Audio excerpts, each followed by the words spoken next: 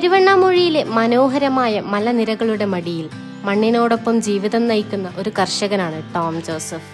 2 acre വ്യാപ്തിയിലുള്ള Tom ജോസഫിന്റെ തോട്ടം ഇന്ന് സമ്പൂർണ്ണ സംയുക്ത കൃഷിയുടെ ഒരു മാതൃകയാണ്.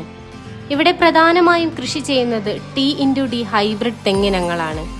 വേഗത്തിൽ കായ്ക്കുകയും കൂടുതൽ വിള തരുകയും ചെയ്യുന്ന ഇനമാണ് T*D.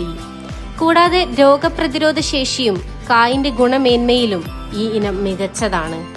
തന്റെ പ്രയത്നവും പുതുമയും കൂട്ടിച്ചേർത്ത് വളർത്തിയ തോട്ടമാണ് ഇന്ന് അദ്ദേഹത്തിന് പഞ്ചായത്ത് തലത്തിലെ മികച്ച കേര കർഷകൻ എന്ന ബഹുമതിയേകിയത്.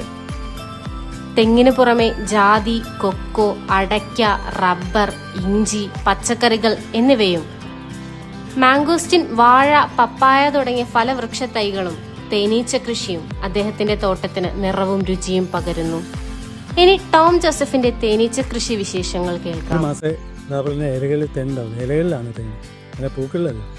നമുക്കിവിടെ കിട്ടുന്ന പൂക്കളിലെ തേനല്ല, ഇലകളിലെ തേനാണ്. ഞങ്ങൾ പിന്നെ കടകളും കൊടുക്കാം. പിന്നെ ബന്ധുമിത്രാദികൾക്ക് സമയം വരുന്നത് ഒരു ഫെബ്രുവരി 15 തൊട്ട് മാർച്ച് 15 വരെ, ഒരു മാസമേ ഉള്ളൂ. ഒറ്റ മാസം തേൻ കിട്ടുള്ളൂ. ആ ഒരു മാസമാണ് ഈ 10 കുപ്പി തേൻ കിട്ടുന്നത്.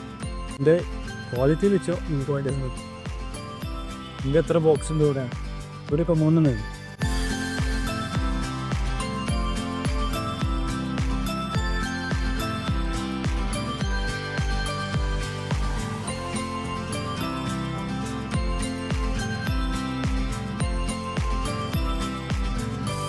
കൃഷിയിലുപരി മൂല്യവർദ്ധിത ഉൽപ്പന്നങ്ങളിലൂടെയും പുതുമ തേടുകയാണ് ടോം ജോസഫ്.